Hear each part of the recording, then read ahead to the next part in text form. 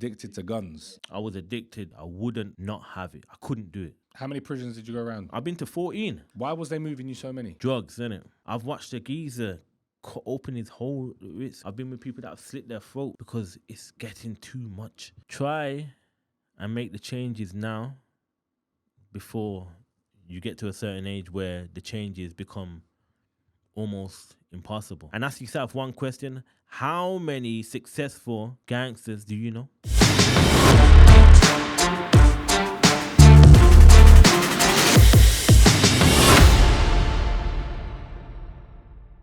We have just launched BlueTick Show merch. But listen, it's not like all these other little merch things where it just has the logo on it and that's it. As you can see on the website right now, we've got some of the best drops you can see. Trust me, it's a limited amount of stock. So go grab your t-shirt. Write in the comments I've got one. 24 to 48 hour shipping in the UK, and the rest of the world, I'm not sure how long, but it shouldn't be too long. What's going on, guys, and welcome back to the BlueTick Show. Opposite me today, I've got Rich Dmain. Went to prison, in his own words, for being addicted to guns. Welcome to the show, my brother. Thank you for having me, man. Bro, that's an intro. Addicted to guns. Yeah, it's a madness. You know what? I was, man. There was a short time spell before I got locked up that I was addicted. I wouldn't, put it this way, I wouldn't not have it. I couldn't do it. Barbershop, bed. Part of your uniform. Part of my use. But if I went swimming, I would have to have a backpack. You know, like that. Still, I wouldn't put it down. It wouldn't happen. Because it just made me feel a certain way. Would you live in a life where you needed that gun by your side all the time? You know, I think after a while of going through what I went through, you know, roads and, you know, gangs, and I feel like it was more of a paranoia. So it became a safety mechanism. Yeah, I can imagine. And even if you're not using it constantly, you know, but at one, it's different now. Cause I think they used them just shoot quick, brother. Yeah, they're on it. You get me? But then, as long as, remember, there wasn't a lot about either. So we're talking, you know, I ended up doing a 9. So, you know, we're talking, you could just flash that and make a man know, like, yeah, don't bother. So you didn't really have to go so crazy. There's times where you would probably have to go crazy, but now, don't flash it or you get your head taken. You know what I'm saying? Now it's a different day. Now you show a gun, you better be willing to use it. There you go. But look, Rich, we've introed it. We've told people you're addicted to guns. People are probably thinking, who is this madman on the show? Man's addicted to guns. Let's let people know a little bit about you. Let's take it all the way back to your childhood. Who are you? Who is Rich? Where are you from? What area? So, I'm Rich Dmain, as people know, from Birmingham area, you know, and where can we go with it? So, I started off calm. I used to be a performer. I used to do shows. I used to be a calm kid. Do you get what I'm saying? I was humble, man. I used to get into fights. That's about it, you know, and just protecting friends and family. And then it just changed. Do you get what I'm saying? Because there's other people, there's other groups that decide to protect friends and family. How old was you when you say things changed? I say about 13, 14, where we started getting into the real scraps and, you know, started trying to make money for ourselves.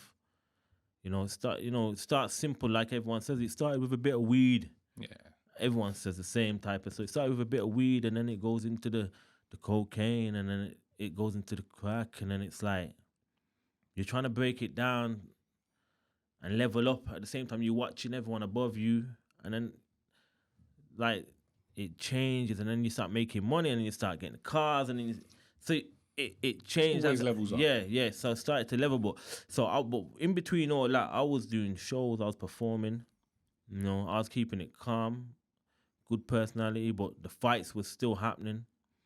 And then when you say the fights was happening, was you part of a gang? Was it gang violence? So you know, I started calm, and then, you know, the family, the people that used to be around, gangs from Birmingham. So you have Raiders, you know, you have Burgers, you have Johnny's, you know, and we was Raiders at the time. I was Raiders at the time, should I say, you know. And it starts off as a friendship group. Before you know it, you're getting, you know, people are coming for you. So you don't even know half the history. Some of us don't know the history of why we're in this gang, but you know you got to defend yourself. You lot are fighting just for the sake of a name or a postcode or whatever it is. You're just fighting. You know, and at the time, remember, that was the biggest gangs in Birmingham anyway, because there is no other gangs really. Now there's like 10, 20, 30 gangs. Everyone's a gang now, bro. Yeah. So you just got a group and you're a gang. For real. But at the time, it was just simple. That's what it was. They're over there, they're over there. Don't mix. If you mix, you get caught slipping. It can go left for you quick. You get what I'm saying? So, I started off simple like that, man. Just protecting people, just being around people, just caring for people, just having fun like everyone else.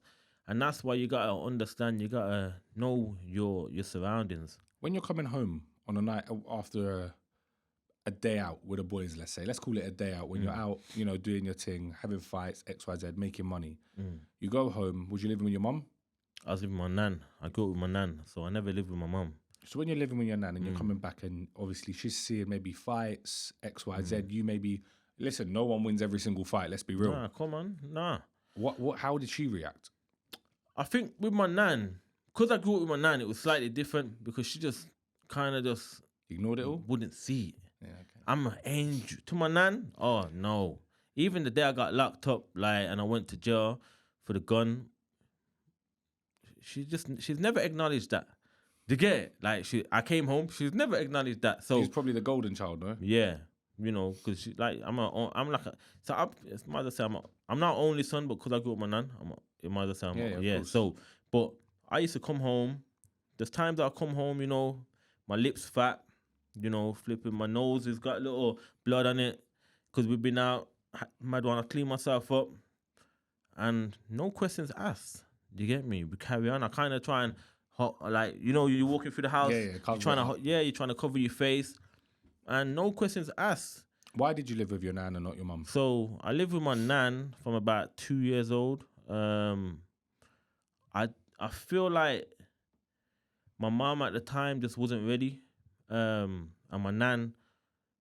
I spoke to my mum about this actually. My mum said that she just felt like my nan would have done a better job at the time, and my nan loved me, so she was like, yeah, let's make this happen. And I think she just said, yeah, I'm taking him, and she done that, and I'm glad. You get me? So 100%. Yeah, so it was the way it went, and from there it was just me and my nan. But like I said, she never, even when I had like tools around the house, and she's never.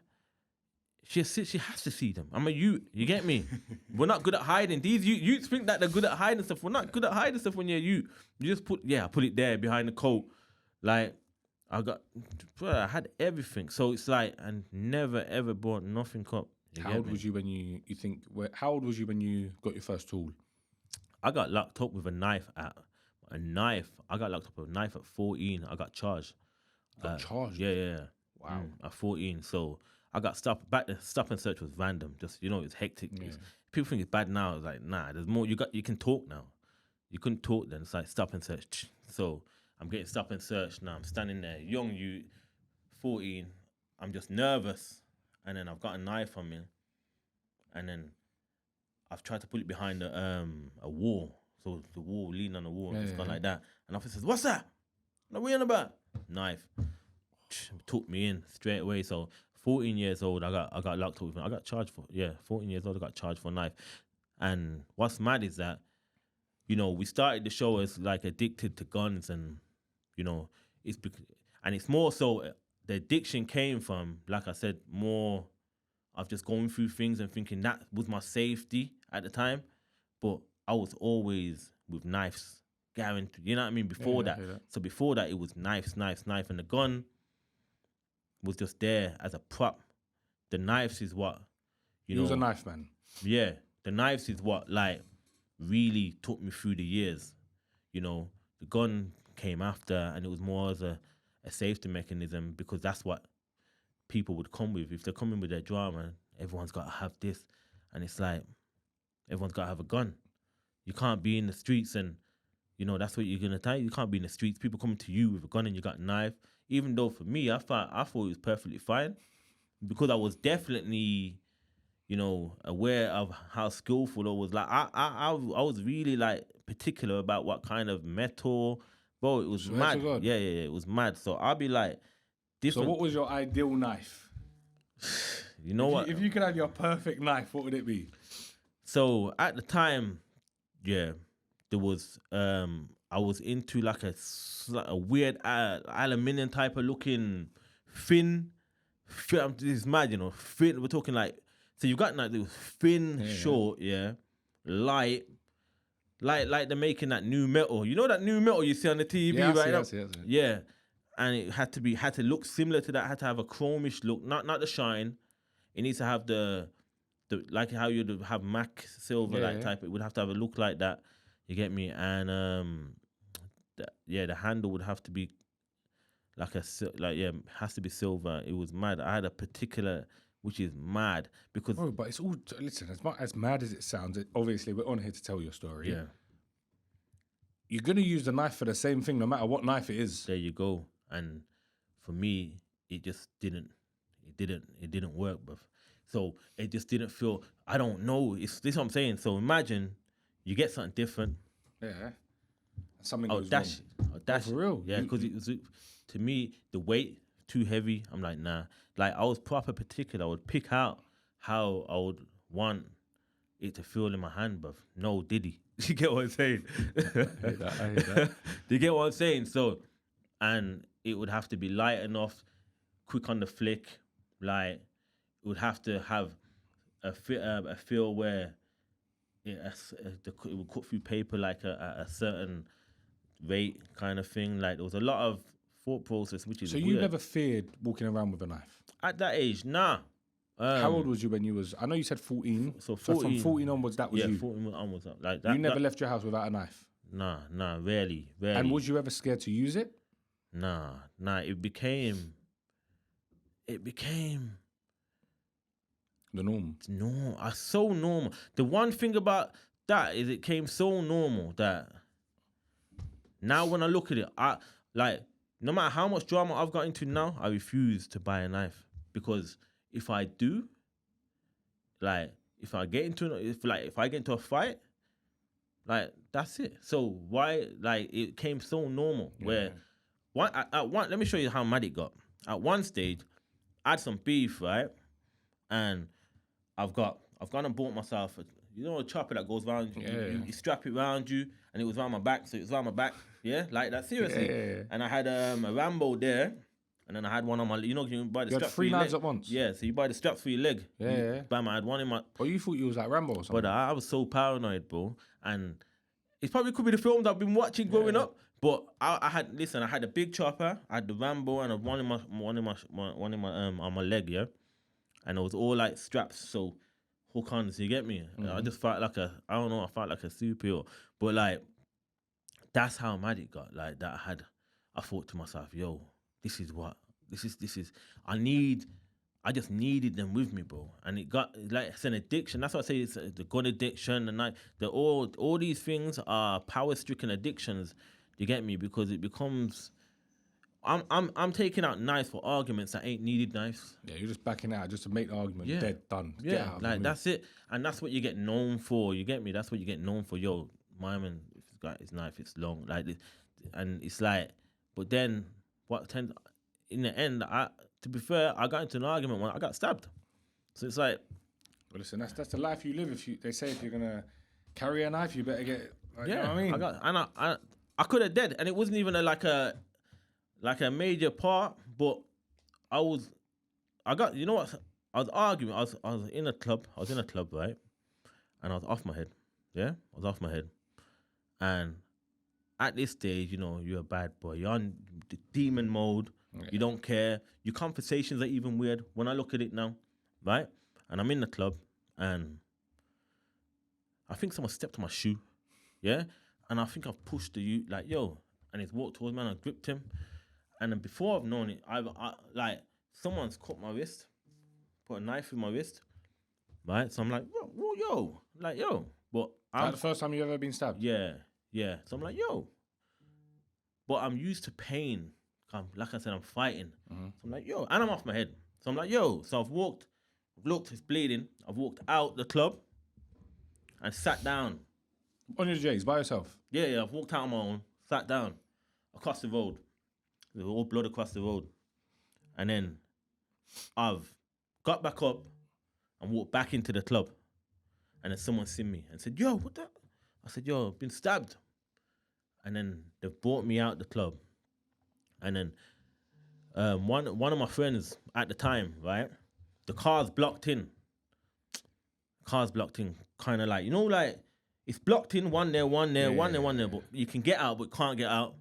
And they're like, yo, fuck, can't wait for an ambulance because now I'm passing out in the car. Blood's just going, I'm passing out in the car. And one of the youths, probably at the time, one of the best drivers like we had in the team, you get me? Yeah. He just done his thing and got out and then threw me in the car, took me to the hospital, right? And I'm just bleeding, but I've already cut my tendons for another knife incident there. I didn't get stabbed, but it's a knife incident. I've already cut my tendons. You cut yourself? What's going on, guys? This video is sponsored by Aspen Morris Solicitors. Aspen Morris is an award-winning law firm with offices in North London and Central London. They deal with a range of areas including property, litigation, and criminal matters. If you want to get in touch with one of the best law firms in the whole of the UK, get in touch and let Aspen Morris deal with all your problems right now. Yeah. Okay. Yeah. I cut my tendons by using, obviously, knives, bro. Yeah, you get it? Yeah, so, and if you know, like, if you know, like, after a while, you get crap knives, they're going to cut your tendons, you get me? So, there you go. Hence why I got so particular over the years, like, about what kind of knife I have. Anyway, so, we got to the hospital, and they threw me in, and police are all swarming around and that. And they've stitched me up. Mm-hmm. And then police have just locked me up from there. Locked you up? Yeah. Because they're saying at the time, the levels I was at with the gangs, and they said if they had locked me up, if they had come in, tried to lock me up in front of everyone, they've waited for everyone to go, then lock me up. They said if they tried that in front of everyone, they don't know what kind of drama they would have got. Mm-hmm. So they've locked me up from the police, from the hospital. Like the hospital let me out, discharged me, they've locked me up. They ain't fixed my hand. Hospital ain't fixed my hand. Just left you. They stitched me up, but they didn't put the tendons back together. Remember, I cut tendons and nerves. Yes, I got stabbed, and my tendons and nerves in my hand, altogether four, they're gone. They've been chopped. You get me? Wow. So when I say like it was bad, it was proper. Yeah. It was bad. Like my hands feels weird all now. So, like, anyway, they've locked me up, and then what are they locked you up for? Nothing, bro.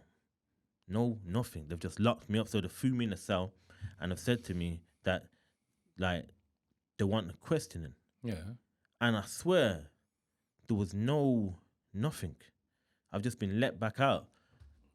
And the weirdness about it, when I look at it now, I haven't really looked into it, bruv. So they've locked me up, and I've kept my phone. I balled my phone. Swear down. Yeah. I balled my phone. So I'm messaging people. Say, yo, I'm in a police station. So what the fuck? Why are you in the police station, bro? Yeah, you got stabbed. Yeah. So they're saying they've locked me up because of like drama. They always talk about retaliation and they always talk about their crap. I've got my phone messaging people, and then they've just let me out. And I at the time when you're young, I'm free. You're gassed. You ain't questioning why they let you out. They just let me out. Now I'd be like, Bob, you lock me up. You think you can lock me up for free and not get questioned and not get sued? Or it's different now. Then it's like, oh, yo, man, let me out. You get me? And then they locked me up and let me out, and it caused me a whole heap of shit. Because what the fuck have you gone to the police station for, bruv? Mm-hmm. But they done that because of the amount of gang violence. So all these men are probably thinking you're snitching. But it looked weird, bro. It looked weird. Oh, shit. So all the other people are probably thinking, Yeah. He's gone to the police. It looked he's weird. Snitching. Yeah. Oh, shit. So that probably got you a headache. I did get a lot of headache from it. But when as time goes on, you can see it was literally, they were just being weird, bro. Because they used to do weird shit, like they used to jump. Like I'm driving. Remember hot cars? I'm driving that, yeah. And they would chase man, bro. But they would take the cars, but they wouldn't lock man up. Like I'd be walking. All right, where's like they literally tried dumb shit, bro. Like you get me. And then one time they've chasing me for at least 2 months, helicopters and everything, right? And I'm thinking, why are they chasing me? What? I'm not even hot. I haven't done nothing. Yeah. They're chasing me. Remember, this is a stage where now I'm known. They know me. You're a known criminal. They know you. Like, I'm at a stage where that's it. I've been locked up maybe 6, 7, 8 times, like let out. So let me ask you a few questions before we obviously dive into that. You're saying you're known. You're saying X, Y, Z, but you're not telling us what you're even known for. Yeah. So what are you? Where you're involved in the gangs? Yeah. What kind of crimes are you committing at this point? So I think. So obviously we had our gang beef, which was one side of Birmingham and another side of Birmingham, which was started off more of an older generation thing, you know, and we kind of kept it in house and had our scraps, whatever, which, you know, I'm grateful that now I'm good. But I think for me it was more just being a menace on the streets where I lived, because where we come to, you're out, you're getting into fights, you're getting done for drugs, like selling, remember, weed at the time, and a bit of class C, no, class A, sorry, you know, and then your group is growing, so it looks like to me, it looks like it's a friendship group, but at the time, what it looks like to the police, right, like this, over the years, you can see this man is growing into what they know is going to become, I would say, a gang leader. You get me? That's what happens in it. So they're viewing that. So imagine now we're starting to get cars. Them times there, you didn't really need insurance. You didn't get stopped for not having insurance. Now we're starting to get cars. You know, we'll roll out to certain clubs, 10 cars deep. Is the team making money at this point? Team's starting to make money.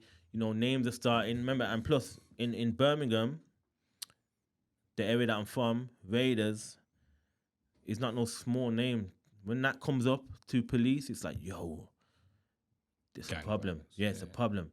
You get me? Because people, you know, if shops violate, you run up on shops. You get me? Like, you'll have shops like disrespect one of the youths, we'll all run up on the shop. Shopkeeper's in trouble. You get me? You got to pay for that. Like, clubs violate, we run up on clubs like it was a thing. You get me? I'm not gonna lie that the gang, you know, was powerful in its time. You get me? How many of you? Oh man, say in a small circle it'd be like 20, 30. And that you man are ready to die for each other. At one, brother, it was so, yeah. At one stage, yeah, I think everyone was my era and my team. At one stage, I think when it was tight, I feel like everybody was down to just whatever for each other, man. You get me? At one stage, as people get older, it breaks up. Of course, let's people get Yeah, yeah. But at one stage, I feel like everybody was down to like die for each other because it was a family first. You get what I'm saying? And how violent would you say the team was? You know, but put it this way, innit? I was violent, so you know, a few man was more aggressive than me, but so I was violent, bro. And obviously, you know, we got. Was guns normal? Yeah, guns. Like I said, I wouldn't put mine down. Guns was normal, but it was harder to get. You get me? It was normal on the block. You get me? And same with everyone else that used to beef with us. Like, weirdly enough, I've always thought everyone else, you know, had them before we had them, before I had them. You get me? 'Cause I'm thinking, yo, how come I ain't got one of these? You get what I'm saying? Like, but guns was normal, you know. When you first ever got your first gun, how much did you pay for it? What I pay for that now? I think about 2 bags, you know. It's expensive. Yeah, then, 15 bills, 2 bags. 15 bills, 2 bags, man. That was it for then. That was expensive. Yeah, man. that's what I mean. Back then, that's big peas as well. Yeah. And that was glued to you. That was glued to me, bro. My first gun was glued to me. That was like, I wouldn't put that down for no one, bro. Even when I did put it down, like the day I got locked up, I went and got it back. Swear to God. Yeah. I put it down. I gave it someone, and I was just like, yo, I need to get that. I jumped in a cab. Yeah. Talk us through that day. Talk us through that the day day you got arrested. That day was like, imagine I'm just relaxing. Lent out my gun. I'm good. When you mean you lent it out, you know someone's going to do a move with this? They're just rolling with it now. Remember? So they're not. Yeah. So at the time, imagine, you know, whoever's got that just feels good, innit? As youths, whoever's got gun feels Safe. Yeah. And everybody wants to have a gun, but nobody could get them, bro. You get me? And, you know, they feel safe, right? So whoever's got that, just like, yeah, man, hold that. This, you do your thing. So I thought, yeah. And I'm just relaxing now. I'm thinking, yeah. Because at the same time, you want to... Remember, when I've said this, do that for today, right? It's spreading the love, bro. That's what it is. That's what it is. When you're doing things like that, like, yo, that's you today. Or it's spreading. That's what the olders used to do to me. Like, you get me? Oh, you want some food? There's some. You get what I'm saying? So, like when I say food, there's some halfers of crack, or that's you. You get me? So it's spreading the love, innit? That's how I used to run. So imagine I've done that anyway, and relaxing, and then I've just said to myself, yo, nah, I need my gun on me, bro. I just feel like I need it. For what reason, I don't know. But I've said to myself, I need my gun on me. Where is it? I've jumped in a taxi. I've just said, nah. I've shouted at my people. I've said, listen, I'm on the way. I've jumped in a taxi. Remember, I ain't even got bread like this to be running up and down at the time. I'm shotting, but no real money is making, bro. Because if you're into the violent side of things, 9 times out of 10, you ain't even making bare bread. You get me? So, you know, I've gone and got it anyway.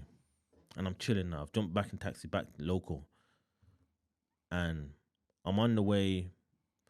One of my friends has said, yo, it's at the barber shop. I've said, yo, all right, you're at the barber shop. I'm a float down there. This is the one who's got the gun with him. Nah, I've took it off himself. Gone and jumped in the taxi, took the gun off one of my friends. He's like in the next area, right? And then gone to the barber And I've gone back local, yeah? West Brom, yeah? I've gone back local, where I'm from. And, you know, a man's phoned me and said, yo, I'm in the barber shop. I said, yeah, I'm gonna come up there now. So as I'm walking up there, 'cause I'm not driving at the time, I'm walking up there, and I've walked into the barber shop. But just before I've got to the barber shop, my virgin's discussing, having a conversation with a next youth, saying, I bet you, if at the time they called me Body, that was my name. Body. Yeah, Body. They say, I bet you if Body's got it, but when Body walks into the shop, I bet you he's got it on him. He's got his gun on him. So the conversation is big head conversation, gas, you get me? Yeah, I bet you he's got it on him. So I've walked into the shop, he said, yo, I've just been speaking to my brethren here. I'm telling him, I'm guaranteed you've got it on you. You get me? So as a youth, I'm gas, I've gone, yeah, boom. And I've put it out like that. I pull it out like this. I'm saying, yeah, man. Of course, I'm in the barber shop, you know. You get me? I'm saying, of course, but the barber man know what I go on as well. Cause it's like all the fights have happened in the shop. Like people have run in the shop and like a couple of men have tried to stab people. You know what I'm saying? The shops used to be mad. So I said, yeah, of course. And I said, yo, I'm showing off. Like, yeah. 5 minutes later, police start driving past one way. Police start driving past another way.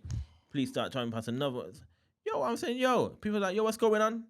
I'm saying, what you mean? I say, holy police. But they've seen me in the shop. So I don't think they're for me. Cause at the time, I'm proper deluded. They can't be coming for me. You're mad. They need all the police to come. Can't come for me. Something, yo. Anyway, people are leaving the shop. A couple of people have been like howled. Phones are off when I'm calling them. They've been howled. It's quiet. Can't get no one. But I'm in the shop anyway, chilling. I said, let me test it. I've gone shop, bought some sweets and that. I put the gun under the sofa in the barber shop. Gone shop. Let me test it, see if it's for me. Come back, it's not for me. I'm saying it's not for me. Like I said, I don't want to put this down. I don't want to put my gun down. You know, I can't put this gun down. Cause why? 'Cause I'm addicted to the gun, innit? Yeah, I hear you. I've gone and got it back. What, under the... From under the sofa, yeah. But I leave it there. But I leave it there. Exactly. So I've gone back for it. I've got my pouch, put my pouch on. I'm saying, yeah, let me go. I want to go now. So I'm walking. I've walked up an alleyway, gone around the corner. I've seen my brethren come out the shop, the same shop that I went in for the sweets. So I'm walking with him now. Yeah. He's a civilian, good guy. He's riding his bike, right? So I'm walking with him like me and him are together. Cause in my head, I'm thinking, yo, this bait, this is. So as I'm walking down the road's pitch black, the lights have just gone, police in my face. Down on the floor, don't move. I'm like, what? But I'm next to my friend on the bike. So he's like, what the fuck? You get me? Down on the floor. I'm like, yo. So he's like, what's going on here? So anyway, I've just gone, like that. I froze. And then I've just gone, whoom, like this, arms out. And all you've seen is just the pouch and the coat just come off. You get me? Car, like some movie. Yeah. Like it was everything was in sync. I remember it like it was yesterday. Everything was in sync. Just come off. I'm thinking, nah, yo, guns on the floor. Just search the bag. Yeah, we've got the firearm. I'm looking. At the time, I'm standing there. Yeah, I'm standing there. My friends there on the bike. Like, what the fuck? They're like, they're holding us. They're surrounding us and that. And I can see an alleyway where normally we run off through that alleyway if the police come. Like, this is my area. Yeah, you know that. And we jump the gun. But the bike's in front of me in my head. I'm like, nah, don't do that. Don't do that. Don't. But I'm saying, do that. So it's like I'm conflicting with myself. Anyway, they've grabbed me, threw me on the floor, like, sat me down on the curb, questioning me. I've gone pale. I'm really pale. He's looking at me saying, you look ill, like you've been drinking or whatever. Boom, boom. He said, what's wrong? I said, listen, brother. Listen, I'm not coming home. This is it. Of course, I look like this. You get me? I feel sick. Like I felt that lump in my throat. No, did he? That lump in my throat, bro, was like, let me show you, like, it was like, you just know it's done. It's done.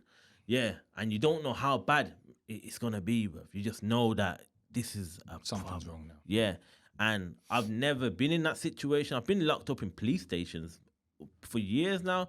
We're talking I'm going like two years getting locked up, 3 years going, like, so it's at the time. No, 4 years getting locked up, 4 or 5 years getting locked up. So at the time, I'm used to this, but this feeling here, you just know. Yeah, there was no getting out in my head. So I sat in the car. And how many feds are there at this point? There's feds everywhere. Oh, man, there's cars. So what happened? The cars pulled up there. Remember, they've set the road. So they've set the road. Because the police station at the time is at the end of the road, like around the corner where the barbershop is, right? So they've set the road. So imagine the road's pitch black all the way down, right? And at the bottom is the police station. So there's cars, like... Did they close the road? So they blocked it with their cars. So their cars are blocked like that. So there's no cars coming down. And they're like, bro, there's police, bro. Like 1, 2, 3. And then that way, cars driving up from the other side of the road. Brother, I'm telling you, I'm thinking, yo, this is like a movie. I'm thinking, what? For me. And the maddest thing is when I was in jail, I'm getting stories. And people saying, yeah, he just walked out the barbershop like John Wick. You get me? But I'm thinking, yo, the stories at the time, I want to be a super gangbanger, bro. So I'm like, yo, I ain't answering these stories. I'm saying, yeah, man, the madness. Walk out the shop like John Wick just took out his guns and that. I'm like, is that what they're trying to say? People are telling me these stories in jail, bro. I'm like, swear, man, I'm talking like that. And I was kind of gassed. You get me? But the truth is, they had me nervous, boy. They had me like, in a way, you get me? And that was it from there. During your court hearing, did you go guilty?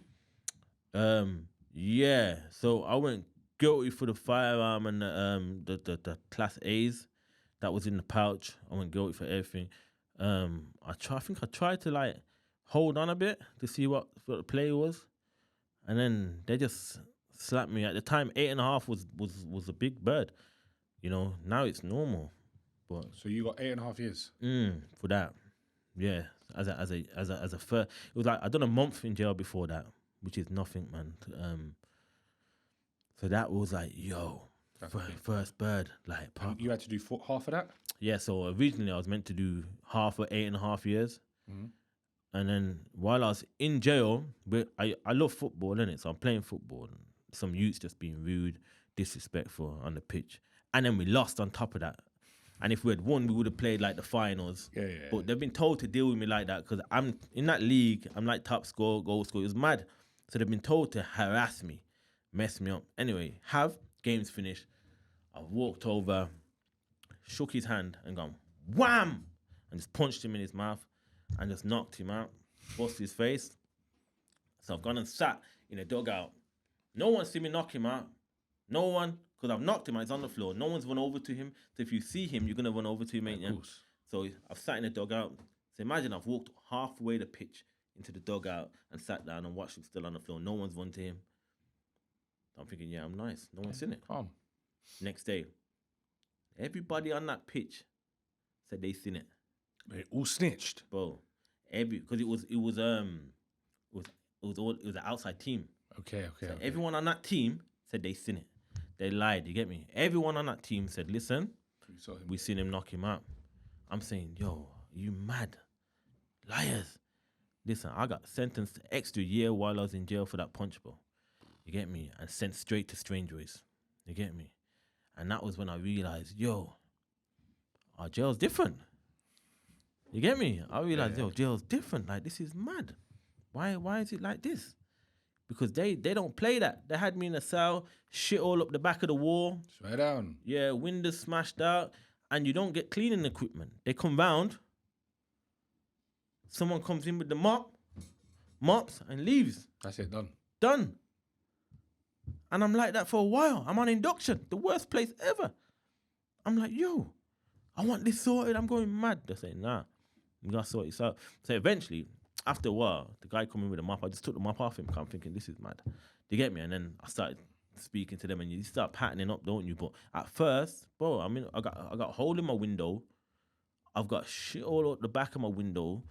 The metal, bro, I've got the worst knitty blankets, bro, with all the little bits and bubbles on them and hairs, bro, from some little dirty guy that was in there before. Fam, my wall, there's food all up on my wall. It was mad. When I went Strangeways, I was like, yo, oh, is this what? Because the rest of them was prison. Yeah, this is real prison. The rest of them was there dramas, violence in prison? Violence in prison is mad because, so the levels of prison changed over the years. So when I started, I'm in like a local jail, right? And I've got there. And I remember it like it was yesterday. I walked in, felt like the man, like, yeah. Everyone's talking about you. Yeah, I'm on one. Cool. And then I'm in a hall. Sat down, there's like they're doing some big Black History Month. Okay, yeah. Everyone's in the hall, right? But I've gone there. Sat down, relaxing, just looking at people. Loads of people don't like me. I know what it is, but I'm in the hall. You got beef with a lot of people in there? Yeah, I did. Yes, I've got beef with people. You know, they're from that ends. I'm from this. I'm from where I am. Buddy's in here. Da-da-da. That's what they used to call me. Buddy's in here, yo. So I've sat down anyway, because I know 1 and 2 people, so I've sat down. And have you got a serious name on the street now? You're a violent man on the street. People know your name. Then, yeah, at this time, yeah, violent. Like, yo, he'll either stab you or he'll knock you out. I was good. I was good with my fist. You get me? And I think it was more respect. In a way, respect and fear. Fear or respect? It's two different things. Because it's not. I've said this, you know. I've said because now, yeah, it was more fear. Because it's got to be more fear. Because if it was respect, it would have carried. It would have carried different. You get me? But I've sat down in the hall, right, in the prison. I've walked into this prison hall. Black History Month. I've sat down and the people are looking. I think, what are you looking at? Personally, I know you don't like me, but it's not, for me, it's not crazy. I ain't done nothing directly to you, user. Anyway, what are you looking at? Like, all right, I've got up and gone toilet. As I've got up and gone toilet, like, people started getting up. I'm pissing anyway. I'm having a piss, man. I've looked round. People behind me. One youth's like, yeah. Just shouting off. Couple youths walked in and that. I'm thinking, yo, but I'm like, what the fuck? All right, cool. Yeah. Like, I'm giving it a stance now. And then one of my friends have walked in. At the time, you know someone that does jail from young? Yeah. He's got a name. And he said, nah, that's my brethren. No one can't fight him. You get me? No one can't rush him. Mm-hmm. I said, all right, cool. But then he said this. He said, but. You get it? He said, but. I'm like, for fuck's sake, I'm just trying to ease in here. Yeah, I'm doing the bad man thing, but I'm not. I'm still nervous with what's going on. He said, no one can't fight him, but man can one-on-one him if you want. That's my friend, but he's also everyone else's friend, kind of. He's meant to be like, no one's scrapping no one. He's a neutral man though, so he's trying to make sure he keeps. Remember, he's built his name in. And he's got to keep them happy and you happy. He can't make himself look like a dickhead now. He's built his name in the jail, and at the time that was his thing. Like his name was in most jails, local jails. So all right, cool. But you can one-on-one him. He said, "You cool with that?" But I'm like, yeah. I'm cool. So I stood up on like this color type of bench. Yeah. You know, the little PE ones. Yeah. So I'm standing on that. And he's like, yeah, man can one. I'm standing on that, you know, I'm looking around. He said, so what? Man one-on-one him. And nobody. I was down and nobody, to my relief, nobody, like, Nobody popped up for the one-on-one. I could fight in it, so it was like nobody popped up. And when no one popped up, I was like, all right, cool. You get me? And I was just like, you know, when you stand on the bench, just heavy breathing, like, all right, I'm gonna have to have this. Remember, it's not the scrap that's the problem. It's having a public scrap which is my problem. Yeah. With a big surrounding, bro. You get me? Because anything can happen in a fight, bro. Yeah, Let's be yeah. real. And Yeah, if you yeah. lost that, long day in prison. Long day. Because you're gonna look like a dickhead for the whole time you're there. Long day. First day, they're gonna be like, oh, you punched him up the first Yeah, day. so that would have been like a public like madness. Violation. Yeah, violation. It's either you win or you lose, but if you lose, it's a long way back. So, you know, that happened and nobody at the time, so I was like, yeah, bro. And then obviously that kind of set me from there, you know, in that place there. And as we move forward, that was a light prison though, man, because as you move forward, you know, I've been watching people getting their head bust open, bro. Like, yo, one of my brethren is arguing with someone. The next used to run down the stairs and gone and bust open his head because at the time the bars break off. What bars? So you got metal bars on the stairs and that. You get me? But you can snap. Old jail can snap them off. So yeah, people snap them off and hide them. So they used to run down the stairs and just gone bust open his head at the bottom of the stairs. It's in Winston Green. Yeah, bust open his head. I'm like, yo. Thinking, fucking hell, but the screws didn't give a fuck. They just pushed him in his cell, locked the door. I'm like, oh my, like, yo, you gotta watch what you're doing, man. Like, listen, if that there, if he dead, yeah, It's a long day, bro. you get me. But that's what was going on in them places there. From when I got there, that was crazy. That was like, so I moved from Featherstone to the Green. How many prisons did you go around? I've been to 14. 14 prisons. Yeah, Oh, you done a tour of the whole country, bro. it was ridiculous, man. Why was they moving you so many? Drugs, innit? Drugs. So my thing was like, I always found a pattern. So I was a different character in different type of prisons. Some prisons, some people would meet me and be like, "Nah, it was cool. Wasn't on nothing. I'm trying to go home." Mm-hmm. So cool. Some places where I know I'm not going home, and You need to be I'm active. fuming. I need to be active. I'm fuming. You are mugging me off. I had no gym at the time. Cause my thing was, I want to train. There's no gym. Like once a week, twice a week. Like I'm stuck in myself. I'm saying not having that. So then I start acting up. I'm wicked now. And then, all right, cool. And then I start, all right, how can I get drugs in the jail? You know, and at times, you know, allegedly, how can I get, that's what you're thinking. And you're doing what you're doing and you're thinking to yourself, yo, I need to make some money. I got no bread now. You run out of bread? Standard. Yeah, what's going on? So you're doing stuff and it's like, you start getting established, but then your name starts popping up all over the prison when it comes Prison's small, you know. I say this to everyone who's been on the show. Prison is very, very small. Small. People think they can do this. They can get parcels in. They can do... Bro, prison's small. People, them screws are hearing about They it. hear everything. And my name just literally went like popping up. And it got to the point where I'm not even making no real bread off some of the things that are happening, but it's my name. Yeah. Like, let me show you a mad situation. So, in one of the jails I was in, local jails, right? The youths used to slingshot parcels onto the yard, right? In oranges. They used to come over, bam, hit the yard. That's quite a sick idea. Yeah. I mean, it's a bit harder to do now, but you get me? And it used to land. So as the oranges and things are landing in the yard, the screws know this is going to happen. Yeah? So the screws would wait in a line. But then the inmates are like, fuck that. We know it's going to happen. They would wait on the other side in the line. But I would wait at the door. Now, I'm not even really in on these parcels. Like, I'll probably get a break off because this ain't my setup. Yeah. But my name's good enough to kind of get brought in. So anyone's doing it, they're going to bring me in. So I'm just standing at the door, though. But the screws are watching me stand at the door.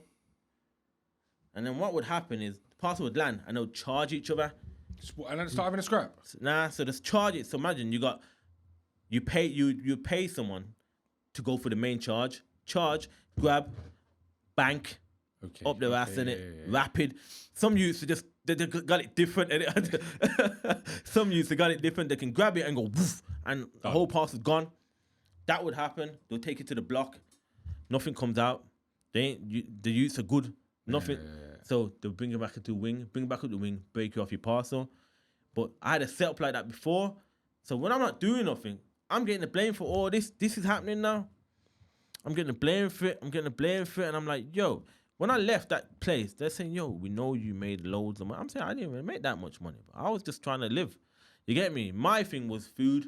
My canteen stacked up to the walls and fish, 100 fish, tuna mackerels. So and you were living good. You had food. You weren't stressed about food. Nah, but I'm not thinking. Some man are like patting for when they get out. But I'm thinking I got like 3 years left, like, you know. And it was just like that was a scenario in there, yeah, that kept happening. But it's like I kept getting a blame for it. But I'm just trying to live, so I was getting spun, and they was running up in my cell, just bothering me. I was fighting even a couple of officers. You have a couple of scraps with. You had scraps with officers? Yeah. So what? So when I realized that was more of my thing, bro, having a arrest, proper, like it's not a punch up though. I'm not stupid enough, yeah, to strike an officer. It's like a wrestling match. Yeah. They're trying to twist me up, ain't they? Because they're saying, yo, step back, or they're onto me. So I grab, shake, that. But I'm really strong at the time, innit? Yeah. So what you're getting now, you're getting 4 or 5 officers at you, but I'm just throwing them around my cell. And one time, listen, they're running, they want to ship me out. I'm saying, I'm not going nowhere. They're running my cell. I'm not going nowhere. They're running, with the shields. Big shields. Hit me with the shields, but I'm fighting with them. Now, I don't know what kind of look I've got, but the kettle spilt. Okay. Now, the grip on my shoes is cool. I don't know why, but my legs are good. I'm standing. These are trying to fight with me, but they're sliding everywhere. So now I'm kind of got the upper hand on them, so I'm throwing them over. Boom, boom, boom. So in the end now, we just had to stand still like this. Like nobody's going down. They have to keep getting up. I'm not going down. I said, listen, as long as I pack my own bags, I'll go. At the time I had like I had a phone in it, so I'm like, yo, if I don't pack my own bags, I'll go. Mm-hmm. So then like, they said, all right, cool. They allowed you, yeah? Pack my bags, yeah. And then I every time I got shipped out by some private minibus. Seriously, just me on the minibus. I can swear By on yourself? it. Yeah. Swear down. Yeah. When I got shipped out, most girls I got shipped out from, just a private minibus, me on my own, because it was like we want him gone. Because if I'm not comfortable, what are we doing? We're just gonna cause havoc. So it's like my havoc's always been strategic though. It's not like I'm stupid. Like I know. You don't want to get rid of me? Send me to a better place where I can be comfortable. Cool. We're gonna turn up this wing. We're gonna get these youths to have this type of drugs. Like they're gonna have them type of. You get me? And that's what it was. And then when I'm comfortable, it was the opposite. When they ship me somewhere I'm comfortable, it's the opposite. No. We're gonna just chill. We're going to get all the perks that the prison really has to offer. Mm-hmm. Do you get what I'm saying? And that's how I've done it in other places. That's why people would know me as 2 different characters in certain places. I got friends that phone me now and say, yo, you was on.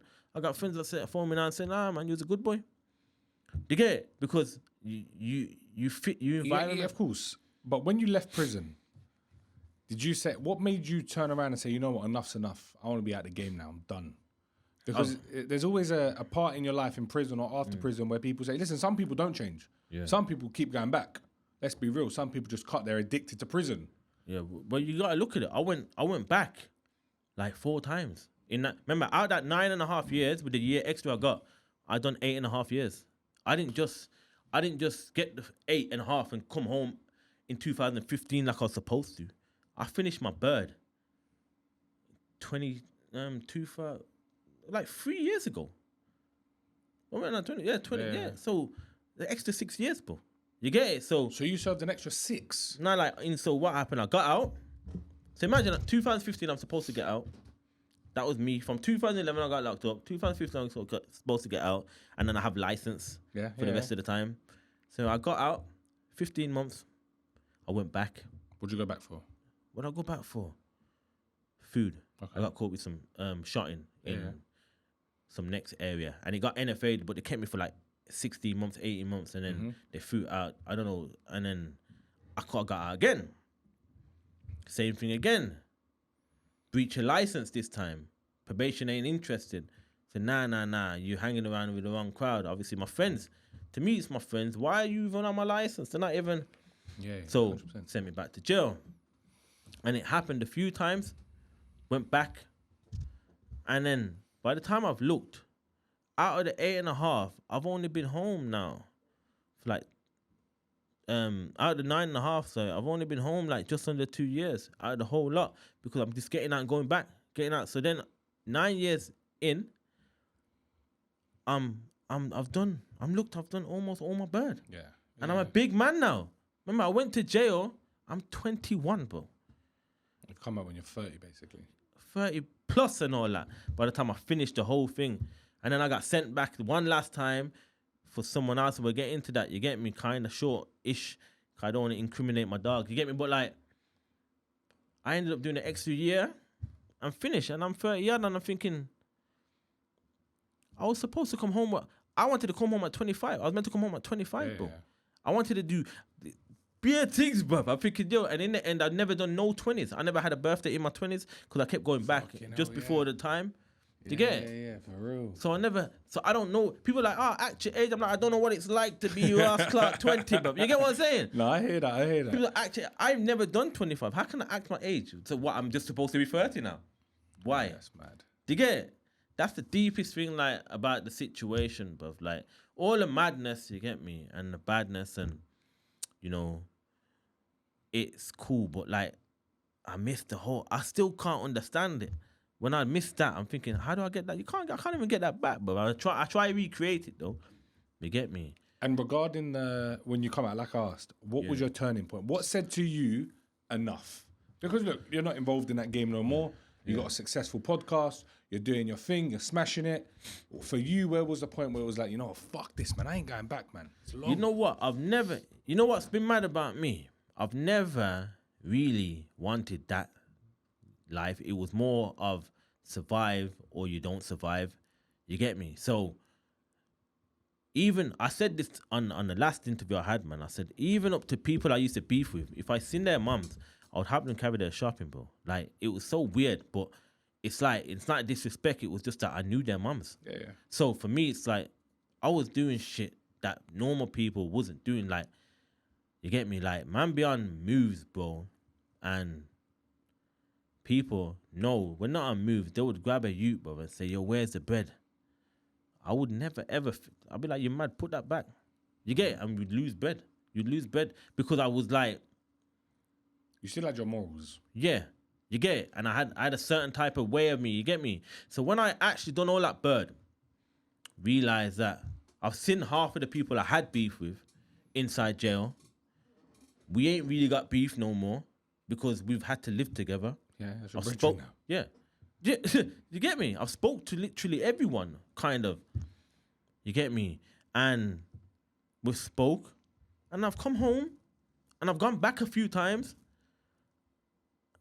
But when I've gone back a few times, it feels different. So the first time I had the long bird, didn't care. When I went back for like a year, and the last time, the burn, the year felt like I'm trying to get tagged, bro. You get me? Because I've done my bird and they've given me a year for something stupid. I jumped in a car with a friend and I got caught up on his charge and I took the charge. Cool. Mm-hmm. You get what I'm saying? Car, I'm going to jail and I'm licensed, but I've took the charge, gone to jail, and I can get tagged. Brother, I'm fighting for this tag, bro. Like it's like I've never done a big bird. I want tag. And they kept refusing me, but I'm fighting for it. So when I got home, then, and I'm like, nah. I've missed my 20s. Like literally missed. Remember, I wanted to do boxing and all sorts of stuff. And I'm thinking, starting at 30 is mad. You get me? Like, no, I hear that. 30 is a long day. Yeah. You're done. Yeah, my chin ain't even the same. Nah. So I'm like, yo. So I'm sitting there and I'm going through it. Even before I got out, I'm like, yo, all right, cool. And my probation officer, as useless as they are, because they're useless, bruv. Like, they don't really, so for what I've had anyway, except for my last one has been helpful. But like, used to say to me, if you have half a foot in that and half a foot in that, you're never going to get away from none of it. That's true, bro. Yeah? And it's only now I realize, I'm like, I need to step away. and in my head something clicked, bruv. Like just, in fact, it's not even something clicked. You know what kept happening to me? Go on. Negative shit. Anytime I tried to go down that route, like I said, I went back to jail a few times, or if I tried to shop food, I'd lose food, or if I got into road drama, beef, like old beef, like it would go left for me completely. Anything that I tried in You that, kept getting signs, don't do it. bro, Don't signs are crazy. Like falling out with people over dumb shit, just not being. There was no power in it like it used to be. Like before, I used to walk around. I thought I was the man. I thought I was invincible, bro. Yeah, 100%. You know what I mean? But because I've changed, I'm not doing nothing with my whole heart, and it's affecting everything. Like if someone tried to bring me with something, I'll crash their whole project. Like, you get what I'm saying? So now I'm realizing that, This thing ain't for you. yeah, it's not for me, and my heart's not in it. And then, you know, obviously, I fell out with a lot of people within my circle that I grew with anyway. Like I don't connect with them no more. But we fell out. But it's like it was supposed to go that way in order to make me become the man I am now. You get me? It was supposed to, and we fell out over dumb shit as well. It's like, and then I got my family. My family added, my missus added power to me. Like, yo, she just made me know, like, if you're on all that, we're not doing this. So I'm like, I can finesse it. You know how we thinking at the time. I'm like, yeah, I can finesse it. She ain't gonna know. Find out. You know. But women find out everything. Yeah, Bro. yeah, it's another conversation they do. Women, bro, you women. They have dreams. They be having dreams. Women be having dreams, bro. Like, Bro, I can't lie. I once had a girl. She had a dream about something I'd done, yeah, and it was true. see, And I'm thinking, bro, how'd she do that? yeah, they be having I dreams. swear she bro. actually had a dream and told me names of and I'm like, I'm looking at her. And I'm No, they be having dreams. People don't believe they be having dreams. Now, bro. women, I can't lie, bro. Yeah. They're different. But Yeah. that's a conversation. That's for another now. conversation. That's your area. That's your area. That's for mad. sinners. Go over to that. Yeah, that's sinners. You get me? But nah, for real, man. Yeah, that my family. So I kind of it all You just grew up, bro. Let's be real. That's kind of what it is. You time, kinda innit? It's not the prison that changed me. It's not the hardship. It's time. Because You're over not going time, to be 40 years old still carrying a knife walking around. Bro, you're a big man yeah. now. So it clicked at time. It took time.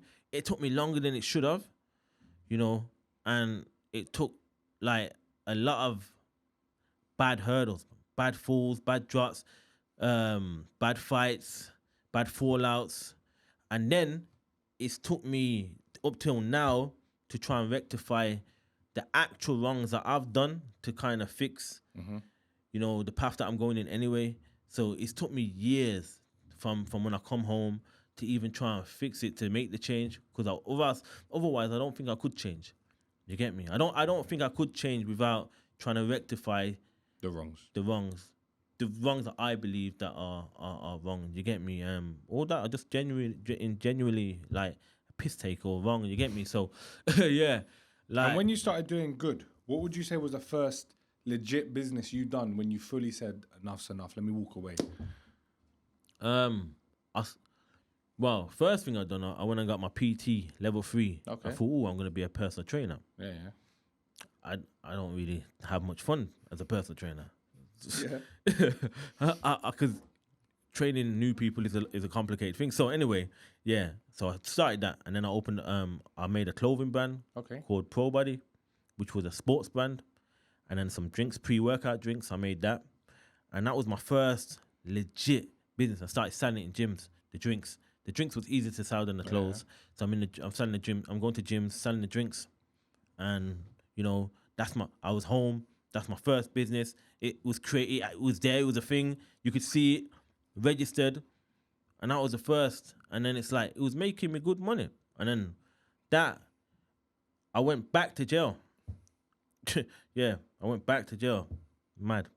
So then I signed that over to someone else, and let them run it and do what they was doing. And then I came home again, and then I made another brand called Rich Clothing, and that's been the brand that's kind of, it kept me afloat for a hot while. I opened a shop and that in my area. Well? On the same street, I got arrested. Yeah. It was kind of tried to give back to the community. You know what I mean? Opened the shop. It had all my clothing in it. you know, that was the first. At first I was literally giving away clothing to everyone. Like I was making it, and I would make my profit and then give away everything else, you know, just so I can real. Is it still a brand? Still available? Yeah, it's still a brand, but it's only online now. So no, it's only for like specific orders. So people hit me and I make limited clothing for them. Okay. Hats, whatever. If someone says to me today they want a certain type of design, I try and get it made. Boom, rich, and then that's it. The shop it was open for 2 years. It just shut it now. Why? Why'd you shut it? So the shop got shut because I was still in the transition of changing. I was changed, but I was still trying to rectify a lot of things. And, you know, people was coming to the shop. You know, I was having fights in the shop.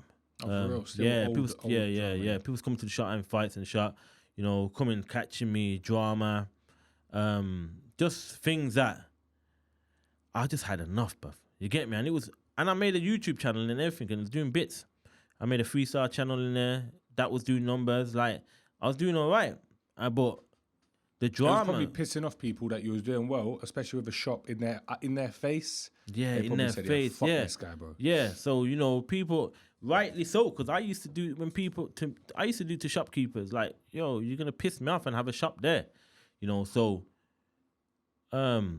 in the end, I just said, F it, I'm not interested. I'm not interested in the shop. And just that was it for me on the shop. Where now, I believe, like I said, I'm still rectifying. I've rectified a lot more. I think I could continue if I wanted to, but I don't want to because it made me start doing podcasts. It made me start doing interviews. It made me start doing other things that I really enjoy doing. It made me start talking the truth 100%. About the life that I've grown from and I've lived. You get me? So, yeah. And what does the future hold for you in that sense? I think more so I'm gonna start interviewing a lot more people. With Sinners, you know, we've got a lot of live shows coming up. I think my world, as in what I'm trying to take it, is I'm trying to go global as I always have been. Mm-hmm. So I want to go global with, say, the influences type of style. But with me, I just want to be able to mix and entertain people more so than just have conversations with them. Definitely, yeah. You know, that's what I'm trying to take because I'm a traveler. You get me? I hit the plane and just, it don't matter who I'm with. I do it. So for me, it's more mixing, building content with people and really trying to understand people's journeys, you know, and getting a similar vibe that I have with myself, like now with you, like with this conversation from them. 100%. Do you get what I'm saying? But and you know what it is? Every single guest, which you already know, you learn something new. Yeah. Every single guest has a new little thing that you can take away from that and be like, yeah, that's cool. Yeah. I like that. Yeah. So that's me. I really do want to sit down with people and have conversations and get to understand them and you know, which I haven't started. It's in the pipeline. Obviously we have Sinners podcast, which is crazy. Yeah. So go and check it out. But like, I do want to sit down and really, because even when I speak to like the OF people on Sinners, I really try and get into what started your journey. Do you get what I'm saying? I really want to know about people because I'm interested. I've lived a life that's crazy as well. Yeah. And there is no difference in anyone's crazy. Crazy is just crazy. You go through shit, bruv. Do you get me? So, I mean, there is a difference. There's a few. I mean, yeah. Jimmy, I think there's a difference between the difference between carrying a strap and, you know, chopping and 100 girls. Yeah. I mean, they carry straps too, but yeah. Different kind of, yeah, well, conversation for another day. For another. But yeah, that's what I want to do, man. I want to take it to a complete different level, globally with that. Though I don't just want to keep it in local. I feel like there's a world that needs the type of entertainment that I have. I just need to be in a good place to be able to do it because mentally, if you're not in a good place, I don't think Nothing I can. Works. I can. And at the moment, the place that I'm in is a bit. Hence why my character is not as jolly as I believe it would be on an average normal time, like say about a year ago. it's weird, man. And I'm trying to catch it, but it's hard because so much goes on. It kind of kills your vibe, and you just. Definitely. I can only just talk now. I can only just talk my truth, but I need to bring back my my energy with things. But Well, it comes with time as well, and I think with you got a lot going on that we spoke off camera, and I think when your head comes back straight, not to say you're all fucked at the minute, but you're in a position where you can't think straight, which I understand. Yeah. But when you're back yourself, bro, this is different energy, man. Yeah. Like, bro, we've all seen you on Sinners. We've seen what the vibe is. We've seen X, Y, Z. We know what you're about. And I think it's good that you're... But I'll be real, telling your story now you're in that place you're in, I think is the best time to tell your story. Because now you're only going to speak the truth and it's going to be genuine and it's going to be real. Whereas if you're doing it when you're all gassed and in living your best life, it's a bit different. Yeah, and I think the karma's different on it, bro. Yeah, definitely. I think the repercussions on some things, man, are crazy when you're not in the right headspace, man. I think because it's me just being open, truthful, and like I said, I'm luckily to be in a position now where I don't really have no beef, which because I've managed to settle so much, and not everyone can do that because they've done so much. Do you get me? And I done what I tried to do so much. I tried many times, but I was blessed enough, Allah blessed me to manage to get to where I am now peacefully. Do you get me? So, alhamdulillah, I'll take that. You get what I'm saying? But that's the most important thing, bro. The most important thing is you know that you've done wrong. You've changed your life around. And that is the moral of the story with the pod. I always say it, like we spoke off camera, as much as you've done what you've done, we're not glamorizing it. And for the younger generation watching it, you've lived that life. They don't need to live it. No way. For everyone watching this thinking, oh, I want to be a bad man. I want to be like him. Bro, was prison fun? Did you enjoy that shit? Nah. And what's mad is that I done that. That's the bird that I had. I've sat with people and watched them cry, bro. Doing 25, 30 years. Crying. Killers. Lifers. My pad mate in Balmarsh was in for murder, and he couldn't stay off. Mamba. He wasn't just on Mamba for like because he wanted to get high. He just wanted to forget. You get me? And he just wanted to go home. He just like I've been with some people, and I've watched a geezer open his whole wrist, bro. I've been with people that have slit their throat in there because it's getting too much. I've seen it just clot up. You see, it's serious when it's just hitting the floor in bricks, bruv. You get what I'm saying? Because he's saying, I can't get through to my missus on the phone. Simple things.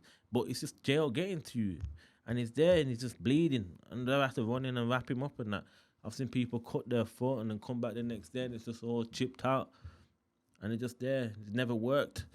And it's because it's too much.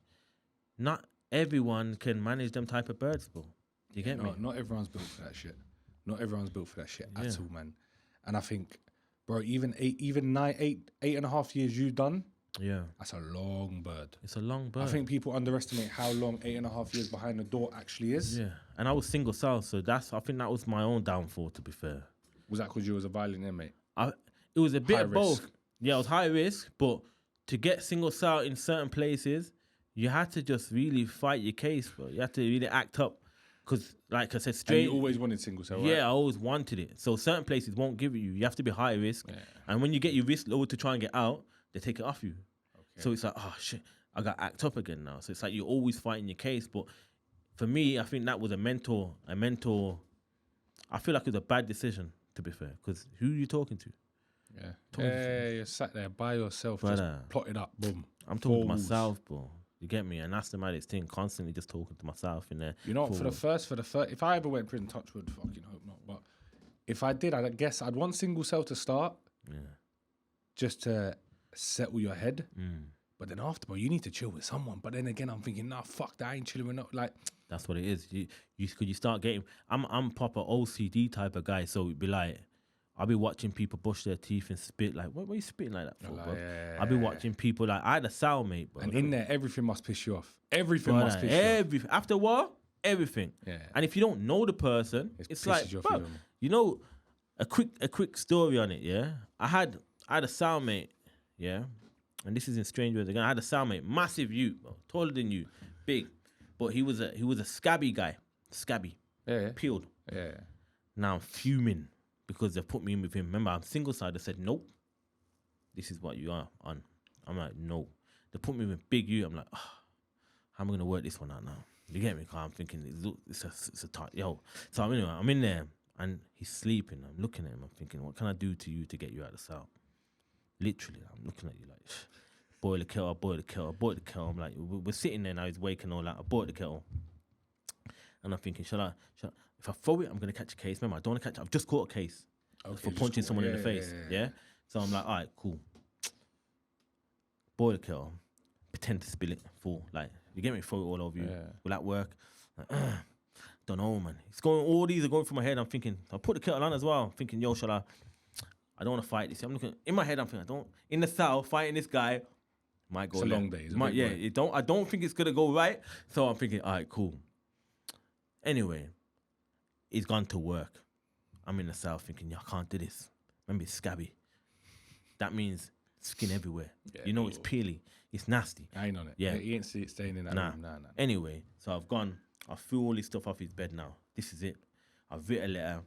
Said, let him, if you come in here, it's at your own risk. Give that to the staff, make them sign it, let them in. On my life, this is what I've done. I've written a letter. Said, listen, if you come in here now, it's at your own risk. I've written that letter, put it there. I've got tins of, I used to have chicken, Prince's chicken. Yeah, I used to have to take it out of the tin and wash it off. Some horrible stuff, man. Yeah? Anyway, I've put them in the socks. 2 socks. And I've stood there, waiting for him to come to the door from work. He's come. He's looked through the flap, seen me top off. This is what I'm like, standing there like this. This so you could get the eyes, bro. Yeah? This is what I'm like. Seriously, man. I'm like, yeah. All right? 2 tins. I said, yo, take that. I give him the letter. He said, what's this? I said, give it to the staff. It's like, what? Give it to the staff. He said, what you on? I said, give it to the staff. Come back. He said, they said I have to come in here anyway. I said, let's go then. Let's go. Wouldn't come in the cell. Oh, he weren't on it? You're mad. He's in a madman. Top off, 2 tins. He's thinking, remember, I'm thinking, yeah, his bed's already splashed out. Like, I've dashed it over. There's no bed for you no more. Like, yeah, they didn't come back in. And what happened? They moved him. And that's it, back to single cell. So they moved him, and then, so they've moved him, and then they've moved me into a next cell, single cell. I'm like, yeah, cool, gas. Next day, we're going to have to put you with someone. Like, what? So I've gone, no lie again, strange ways, mad people. I've gone down. They've got like a middle thing you have to walk around when you're going to work. You have to, one way only. Yeah, you can't even go that way. So it's like that. I've walked down, and that's where all the staff are. So I've gone down there. Remember, strange ways name, they used to beat up inmates. It's a thing in there, yeah? So I know this. I've got there, seen another Birmingham youth, black eye, fat lip. Officers have done it. He's saying, yo, watch it. Serious, yeah. So I've gone down there anyway. And I'm like, yo, fuck you, that think you're doing? Huh? No one's coming in my cell. I'm shouting, I'm going mad. No, remember this, everyone, they're all surrounded there, everyone's going to work. No one's coming in my cell, you fucking mad. I'm going mad now. I'm like, what? No one. Yeah? They said, listen, lad, back to your cell. And then the governor's walked over, because this is where all the main stuff are. I said, don't worry, lad, I'll come and talk to you in a minute. I said, all right. He said, you're going to go back to your cell? I said, yeah, if you're going to come and talk to me, I'll go back to my cell. But I know, I'm spazzing, but I know I got to keep it at 9. I can't go to 10, because 10 will get me battered by these. Like, I know.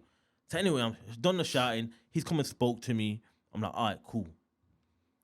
Said, but I'm not having a cellmate. You get me? I was like, fucking not having a cellmate. And I've gone back to my cell. And I'm waiting there. And brother, I see them locking doors. Now, when you see officers locking doors and leaving you open, something's about to go off. This is mad. Yeah, I'm seeing it. Everyone has to go and work. I'm watching. I'm at the top, looking down, thinking, shit, they're coming, innit? Anyway, governor's come on his own first. Said, listen, we need to either because the cell I had as well had no window in it. It was mad. I don't know why they keep doing this, but yeah. So anyway, he said we need you to have a cellmate. We don't because I had 3s or 2s. Listen, we need to have a cellmate. So I'm not having a cellmate, bruv. I'm not. I'm going mad. I'm not, bruv. You're mad. I don't do this. Check my file. I'm single. Sal, I've been in jail for years. How am I now? No, he said, bruv, you have to. I'm saying, so we're at a standstill now. Anyway, he said, all right, then cool. You can pick who you want in your cell. All right, cool. I don't know no one in this cell. You don't know no one? I mean, I've never been up here before. I'm from Birmingham. This is Liverpool. You get me? I'm like, nah. All right, cool. I'm thinking, all right, cool. Because I know the next step is they're going to come. They're going to to back me up. Take me down the block. Cool. Anyway, there's one youth. He said, I'll let you think about it. It's gone, right? There's one youth that just come back from, I've met on a passing, quick conversation. He's from up there. I'm thinking of Manchester or something. And he's just come back, but he's on the other side. And he's got beef over there. They've put him over there, stitch him up. He's gone court, come back, they put him over there, stitch him up. So I shouted him. He's like, yo, can you get me over here? Not knowing that I'm in the situation I'm in. You get me? Thinking, this looks good, man. Makes sense, man. You get me? I said, yeah. Let me bring him over here. I got him out of his situation. But at the same time, I'm like, he kind of saved me out of my situation. I'm thinking, yo, they was getting ready. Like, let me show you. When them doors were shutting, so when but I was like, nah, I know this situation. And I don't mind fighting with screws. It's just long. No, don't get nothing. But certain times you have to know this one's a loss, bruv. And stranger is, remember, it's old military officers. Yeah, so you're getting fucked up. Yeah, with the new jails, it's a lot easier. It's not the same. I've had it off with both types, and it's not the same. These like mash you up. So I've called him, put him in my cell. Me and him got a cell. Calm. You get me? Relax. A good dude as well, man. I still talk to him to today. So it's like, it was that mad. Like, trying to navigate every time you go to a new jail. The system. It was that mad, bro. But that situation, I don't forget, because I looked down and I just knew, beating time. So, I'm going to get mashed up. It's either I'm ready to go for it, and I hate it's down the block, bro. It's horrible. You're fucked down there, bro. You're basically in prison. Which is the maddest thing, bro. So I was like, yeah. But yeah, that was a situation that happened to me, bro. Yeah. Well, you've really lived a life, though, man. Yeah, kind of, man. Like I said, 14. But do you know what it is? You've turned your life around massively, bro. Yeah, massively. I mean, we've done some stuff, man. We've been through stuff. I've toured with music artists. I've opened the shop. I've opened a clothing brand. I do podcasts. But before that, I never left my area. You know what I mean? For how many years? 10 years? I never left my area. I never knew no area. I didn't even know how to get to other parts of Birmingham, bro. And that's the maddest situation. I look at it and say, how? I don't know how to. People are coming from London talking about, oh yeah, I'm over. I'm saying, I don't know where you are. You get what I'm saying? I don't know where you are. So it's like, going through that, the dramas, the beefs, people running up on you, trying to get you down. I don't know why I got lucky. I got lucky, man. And I'm grateful for it. So therefore, I use it in the best way I can. You get what I'm saying? If there was a message you could give to the younger generation watching this right now, what would you say? If there was a message I could give to the younger generation, try and make the changes now before you get to a certain age where the changes become almost impossible. Because it will happen. Time will catch up with you. You get me? Time will always catch up with you. And I know it's not easy to put down your knife, and because a lot of shit's going on. But don't think you can't change your surroundings. Like, for instance, you can't change your areas. The world's a big place, bro, and I've learned that myself. Don't think you can't just, not people say, I can't just get up and move, but you can build for that. Do you get me? Quietly. Yeah, and you can make it happen. Do you get me? Don't think this is what it is. And friendship, just because you've grown with people, don't mean you have to live your life for these people. Do you get me? Because you'll get to an age again where everyone will have their own lives, and you have to live your life separately. You get me? I don't want people. I hate seeing people go through it, bro. I get messages now. I hate seeing people go through it. You know, trying to make a difference now, but they've done too much, bro. It's too late. Sometimes it is too late. It's too late. You get me? So that's my message to a younger people, man. Like, live you. If you feel a certain way, you feel like you want to live a certain way or do a certain thing, educate yourself and make sure you get a craft. Make sure you learn yourself a craft. If you want to be in the streets, but have a craft. Because when you're 30, 35, 40 and you ain't got nothing going on, you need that craft. Don't give up and just think you're just going to live off the streets. And ask yourself one question. How many successful gangsters do you know? It's as simple as that. And if you can't say more than 10, right, which I doubt anyone can, yeah, if you can't, and the world's big, big. How many successful gangsters do you know? The world's massive. That's the question, innit? And you also need to ask as well, what defines success? Because there's a lot of people who think having money is successful. They might look at their local drug dealer and think, oh, he's rich, he's successful, he's successful. Having money, but not knowing when you're going to prison, don't mean you're successful. Yeah. But if success was defined on money, then we're all fucking living good. We could all go rob banks and say, yeah, we got peace. Live good, but it's not. It's not so simple. And the trauma that you're going to build with yourself is going to be so... Like, the trauma that I have to deal with now, because of flashbacks and because of, you know, just mentally, the mental drain it's had on me, like the trauma I have to go through now to make it, in order to continue being successful, it's an everyday challenge and it's a fight. And it will never go because that's the life you've lived, bro. You missed out on 9 years of your life in prison. Yeah, and it's before that because when you do the road, the trauma that you go through to survive, because you wake up to survive. Everything you do to survive, you're drinking, you're smoking, doing whatever you're doing. Even that's when you got stabbed. When you're doing what you're doing, it's trauma. And it's not easy. You're never, ever going to get out of that. No matter what you do. Waiting for your door to go through by police. You're sleeping like that. And then the same when you're locked in jail, you're going through that again. And it's like, now I'm free from it. I ain't free from it, bro. You get it? And that's what people watching need to understand. I'm free from it, but I'm not free because I wake up and I still have certain things on my mind. I still see the guy in the jail cell that was dead when we opened the door. I still see friends that have been shot. I still see, you know what I mean? I still see shit, bruv. PTSD, man. PTSD, and I have to live with that. You get me? And you, right now, might not, it don't bother you because you're in survival mode. But as soon as you come out of survival mode, which you will, you'll have a calmer view, but you have to now live with the fact that your mind still holds a lot of damage. Bro, your brain never forgets anything. No. You know that. You might not be able to remember it there and then, but the way your brain works, it won't forget nothing. It don't forget nothing, man. So well, bro, is there anything else we need to discuss? You tell me. So yeah, that's the journey.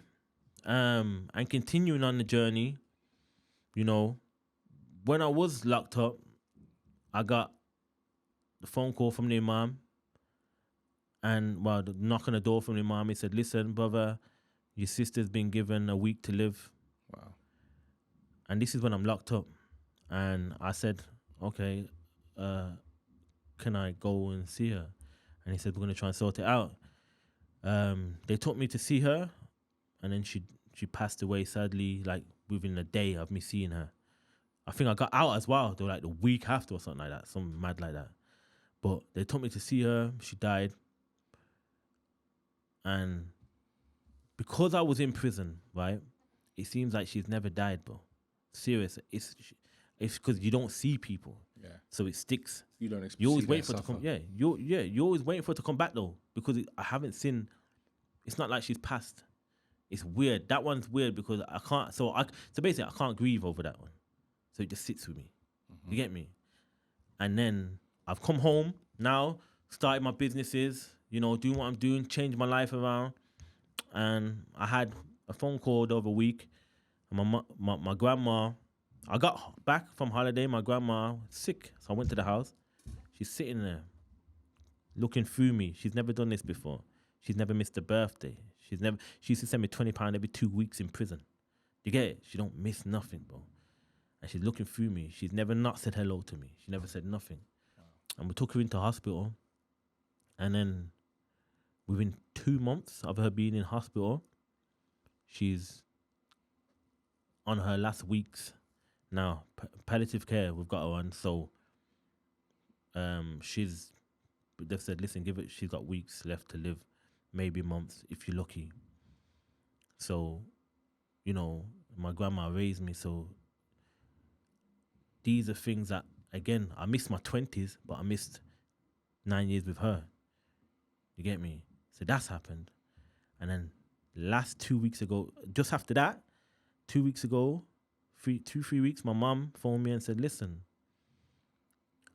come. My mom's like, come and see me in the hospital. Now, I've already lost. I had a feeling about it. I said, shit.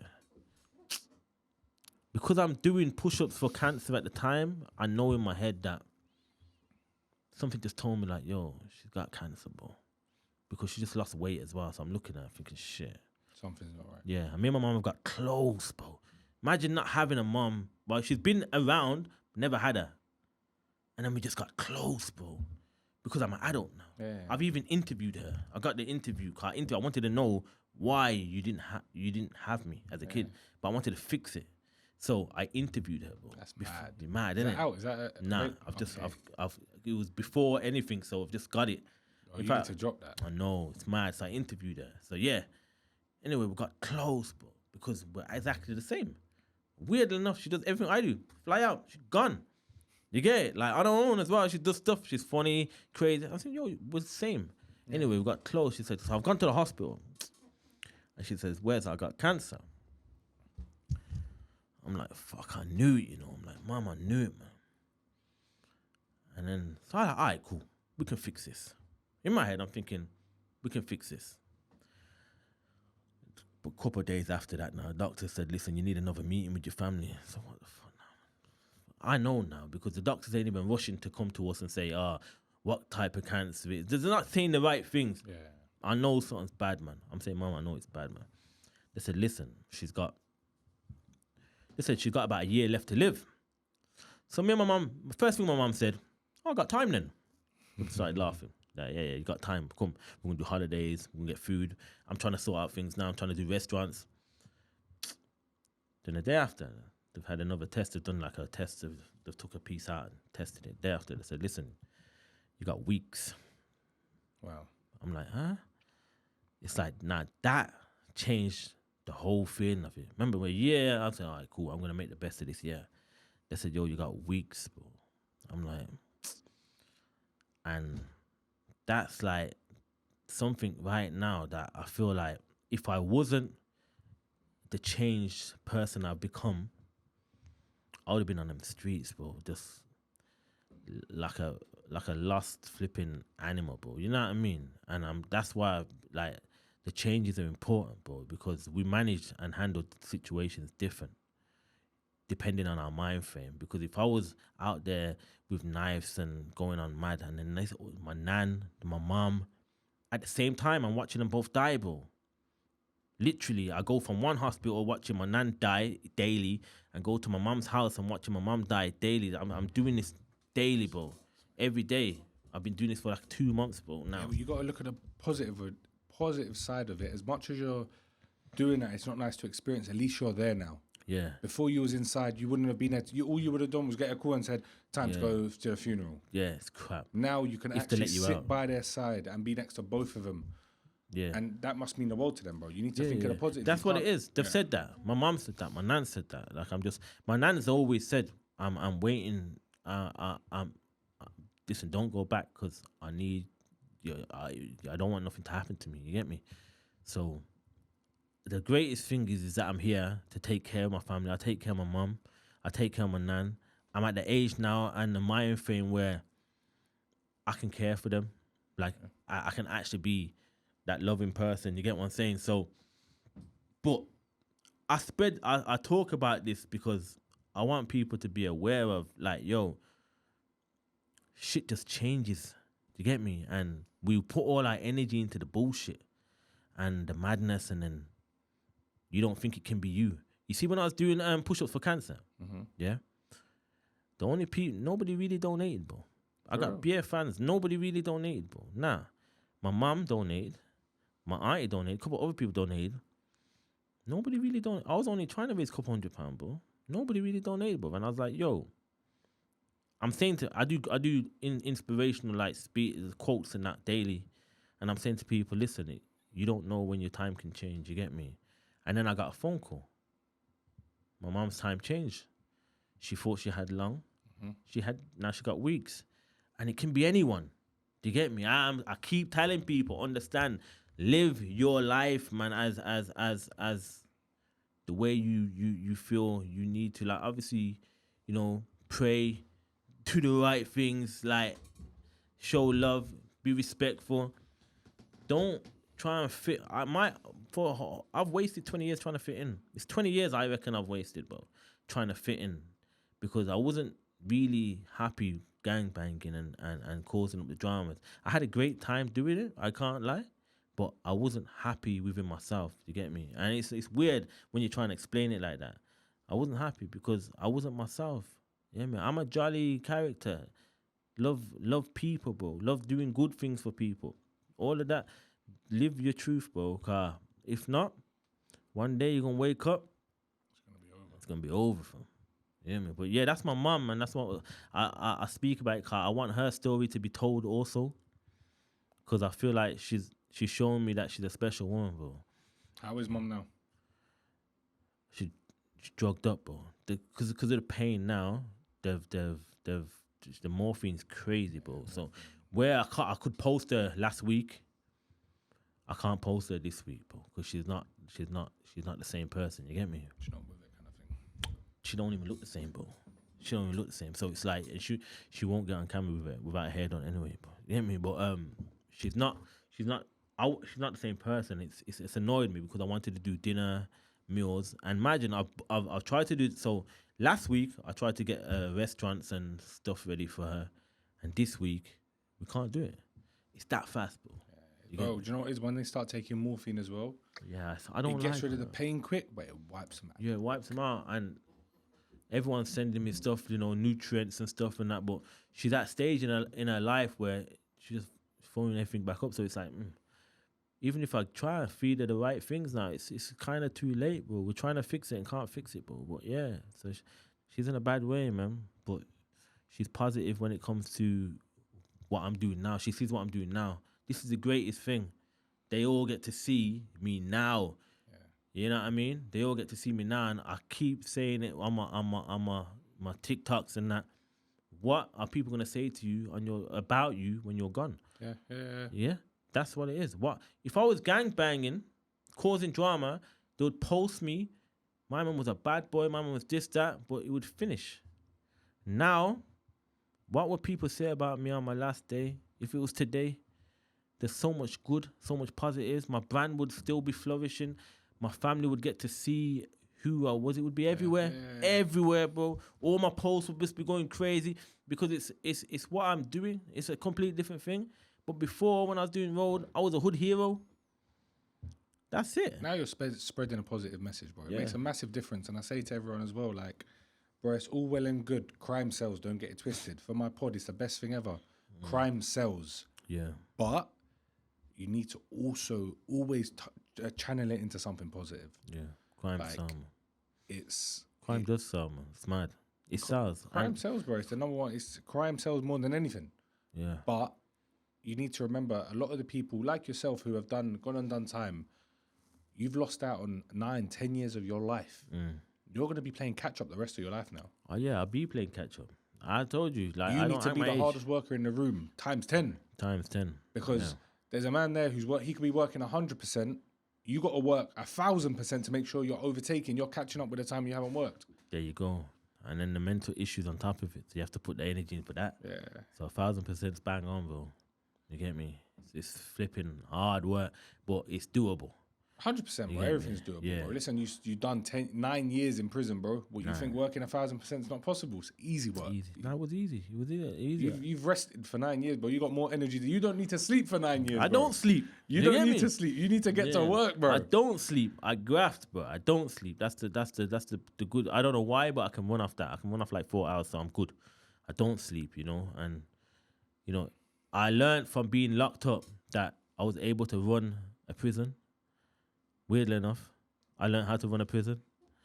I got put in a position where they gave me power to run a block. For real? Yeah. So that was also part of my changing point, actually.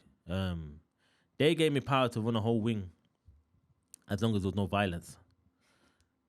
Tried your best. Yeah. You can't control everyone, bro. Yeah, Like, yeah. we tried. Yeah. But the only thing is, when people used to scrap, I used to make them scrap in their cell. So it wasn't on camera. So it was peaceful. But yeah. And that kind of made me understand that I'm able to influence people in other ways rather than the negative, because I was actually doing a lot of good. After a while, I become like, okay, I can solve that issue without violence. I can solve that issue without violence. Yeah, it made sense. It kind of taught me a lot, and that's why we're sitting here today. Listen, bro, I'll be real with you. I think the viewers themselves have watched the story. They've heard the story. It's a proper,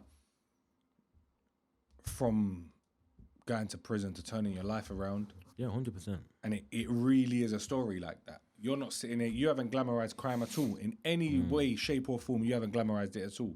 You've told your story, you've told us your life, you've brought in your family into it and explained to us how much your mum and your nan mean to you as well. Yeah. The situation that's going on with them. Like, life really doesn't slow down for no one. And that's the main thing. Life does not slow down. So everyone's like, I got messages in my phone now. How do you keep going? Because if I don't, bro, it's not gonna stop. So if I break down now and be like my mom and that, what am I doing? Waiting for my turn? Yeah. We gotta make the changes. I gotta make these changes now. I gotta graph now. You get me? I gotta put in a shift now. There's no stopping. So as much as I'm broken inside, I fix myself every morning. I fix it back up. I go sleep a little bit broken, fix myself up, get a bit of loving from the wife, patting up. You should get me, and fix myself back up and go again. That's it. That's all you can do, bro. Because it's not slowing down, bro. And shall I tell you one other thing? As mad as it sounds, no one cares. No one gives a Bro, fuck. do you know what really pisses me off? I'll be real with you, and then we'll wrap up the pod after this. When people text me, "Are you all right?" If I say no, They don't care, bro. what are you gonna do? You know what? From now on, when people text me, "Are you okay?" I say no. They don't care. I say no. What are they gonna do? Brother, what are you asking me for? Nothing, bro. It actually annoys when people are like, "Oh, hey, you're right. How are you?" Brother, you don't give a fuck don't how care. I am. That's man. true. No one Just cares. cut. And with me, I'm a bit blunt with it. I'm Yeah. like, "Yeah, what's up?" And like my mum and people say, "Mikey, why are you being-" I'm not. Just tell me what you want. Yeah, I do Let's that. deal with it, and then you can ask about how all that Yeah, bullshit I do after. that. Like, literally, whenever I'm like, "Yeah, what's up?" What's up? Yeah. Tell me what is up. Like, do you need money? Do you need help? What do you need to borrow my car? What do you need? What are you phoning me for? Because I know you ain't phoning to see how I am. No way. What for? Nobody cares because they got their own issues. 100%. And this is what I mean. So many people sit there, they feel sorry for themselves. And that's why I rate about you. You said, every morning I fix myself and I crack on. I rate again. that massively. Yeah, have to every morning. But that's how it should be. A lot of people now, they sit there, they post on Instagram, "Oh, I'm really sad." But fuck off, man. Nah. There ain't no sad. You can't afford, like, look, you see what it is. Your biggest failure would be your mind not letting it, like, making your emotions control the way you feel when your mind's telling you to get up. You get what I'm saying? Because your mind, right, will tell you to get up, but your emotions will tell you to go to bed and lie in bed and stay in bed all day. Your emotions will be upset when you fail. Your mind will say, let's go again. And that's what people have to understand. Your mind is not going to fail you as long as you don't let your emotions control it. You get what I'm saying? And that's with everything. As long as you have that in control, you get me? You go into a fight, boxers go into a fight with their emotions, they're going to lose. Yeah, 100%. The mind's always ready. say They've trained. Yeah. Yeah. You can't let what they say get to you. No. You got to go in and you got to do your job and leave. That's it. I caught an extra case because my emotions took control of the game. But if I'd won, imagine my emotions would have said, "Oh, fuck my man," because I would have won. I wouldn't have punched him in his mouth. You get it? But I lost. My emotion said, "Nah, he needs to go to sleep." So that's what happened, and that's what I'm saying. So if you lead and start to understand how your body works, and and make sure you don't lead with your emotions, right? You be in control. You be in control, and once you manage that, yeah, you're good to go. My bro, on that note, I think that's it, bro. I think we've given them an educational lesson as well. We have. I've tried to No make one can tell me that this pod ain't help. This pod's helped you with every sort of aspect of life right now. Yeah. You've been given motivational talk. You've been given a real life story. And listen, my bro, it's been a pleasure having you on my show. Nah, pleasure, man. I mean, I'm and one grateful. thing I rate about you, I respect it. And guys, listen, one thing I respect about this brother here, I'll say it here. We arranged this podcast yesterday. Yeah? So when man says he don't slow down, he ain't chatting shit. He don't slow down. Nah. I literally texted him, I was like, I'm going away on Monday. Can you do before then? And I swear I sent that message like, yeah. Can you do before then? I swear. And you go, yeah, Friday. Yeah. I was like, what? I was like, tomorrow. And he was like, yeah, I'll shout you tomorrow. I was like, yeah, I don't play that. I rate said I ain't slept. I went to see my mum this rate morning, that. and I was here on the motorway after that. Nah, I rate it, bro. I ain't ate. Nah, listen, I rate it. There's a lot of man where they wanted to film with me, and I'm like, I'm going away on Monday. Who can do it? Oh, when you get back. And to me, it just shows, bro, you're unserious, bro. Yeah. You was like, yeah, boom. You didn't even know it was Friday today. Nah, I You didn't. didn't- There you go. You didn't So even know it was Friday I didn't today. know it was Friday. 'Cause I'm I talking texted to you you. and I was like, tomorrow. And you was like, oh, yeah. Yeah, put a tomorrow, laughing face. I said, yeah, tomorrow. I didn't know it was Friday. Nah, for real. Yeah, because I was like, what? It's Thursday already. it's Because my mind's, like I said, sometimes my mind's elsewhere. So it's like, yo, but I know I have to continue. I know. And like I said, I woke up this morning. I woke up at 5 o'clock. Done everything I needed to do. And I was on the motorway. That was it. Big credit to you. Guys, go show him some love on all his socials as well. Rich Dmain, man. Rich Dmain. All his links are in the description. Yeah, Go show man. him some love, man. Listen, follow his pages. He's got that interview thing coming soon as well, bro. And I can't, you know what, bro? You got to drop the one with Mumsy, man. I know. Everyone. I'll be real with you. You got to drop that one with Mumsy, man. Yeah, she's a character, so it'd be good. That'd be a special pod, man. That'd be nice to watch. Yeah. Even as me meeting you now, watching an episode with you and your mum, that'd be nice, man. Nah, I will, man. My bro, listen, Thank thank you, you for man. coming on. Guys, make sure you like, comment, and subscribe, and we'll see you on the next one. Love, my brother. Respect, bro.